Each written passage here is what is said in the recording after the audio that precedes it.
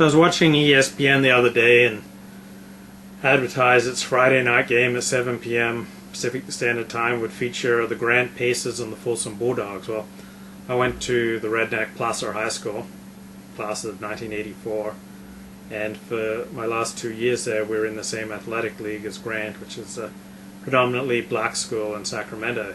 So when we went to play at Grant, there was all sorts of racial taunting and animosity thrown at our way by the black Grant students. They'd get up in our faces, they'd provoke, they'd push, they'd try to start fights. There was no racial taunting or reciprocal behavior by my white school. So I'm 44 years old. I've never seen a white person deliberately mistreat a black person for racial reasons.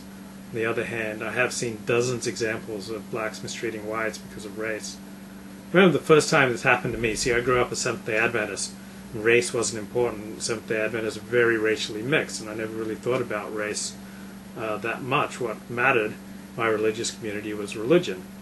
Then when I turned 14, graduated from 8th grade at Pacific Union College Elementary School, I joined my parents in Baltimore for the summer of 1980. Spent much of the 3 months there at local libraries, and coming out of the library one day, held a door open for a black kid my age, and he just proceeded to roughly curse me out. "What's that for?" I asked him, and he said, "Hate what your people have done to my people." It was the first time I'd been cursed out because of my race. I've never forgotten it. Now, I know whites who don't like blacks, but I've never seen any of them mistreat anyone black, and they're all opposed to mistreating anyone for being black. The reason they don't like blacks is they don't like the disproportionate amount of antisocial behavior such as crime, welfare dependency, and poor educational, vocational, and social achievement in the black community.